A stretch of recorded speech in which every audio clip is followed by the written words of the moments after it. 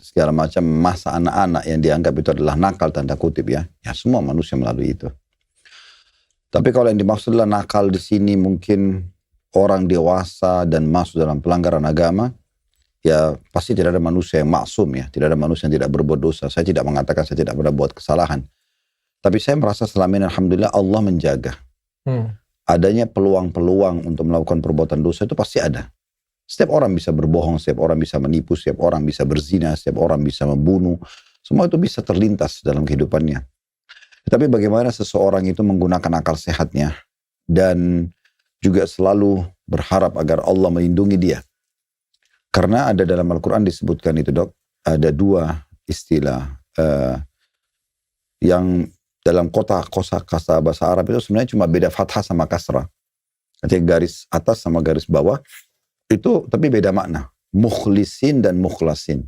Kalau mukhlis itu orang-orang yang ikhlas, atau mukhlas itu orang yang Allah selamatkan. Sebagai contoh Allah sebutkan tentang Nabi Yusuf alaihissalam, innahu kana min ibadina mukhlasin. Dia termasuk hamba-hamba kami yang kami selamatkan. Nah, kalau setiap orang di antara kita mau berbuat perbuatan salah, karena pasti syaitan memberikan penawaran itu. Apa saja kesempatan untuk berbuat dosa ditawarkan sama dia. Lalu dia mengingat ada atau menyadari ada peringatan dari Allah. Jangan, itu salah itu. Terus dia berhenti, nah itu termasuk orang yang mukhlas. Saya sih merasa ada poin, bukan kita katakan diri kita seperti Nabi, tidak. Tapi semua orang pasti akan ada juga syaitan membisikkan, Allah utuskan malaikat untuk mengkantar itu.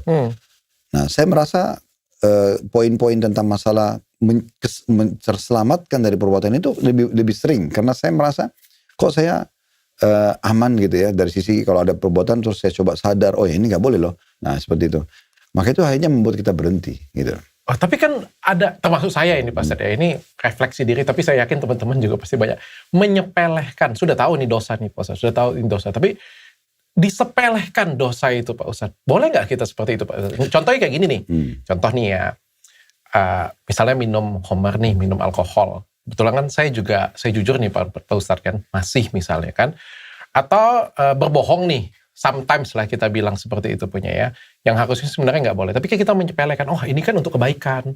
Ah ini kan untuk ini, kayak gitu. Ah ini kan lagi kumpul dengan teman-teman, cuma untuk happy-happy. Tapi aku nggak sampai ganggu orang kok. Kan cuma untuk sampai happy diriku sendiri. Menyepelehkan seperti itu Pak Ustadz. Saya pernah bahas dok ya. Di kajian kami dosa-dosa besar. Jadi melakukan satu perbuatan dosa besar itu, contoh minum khamar adalah dosa sendiri. Menganggap remeh itu dosa sendiri. Karena penganggap jadi remeh, ya, penganggap remehan terhadap satu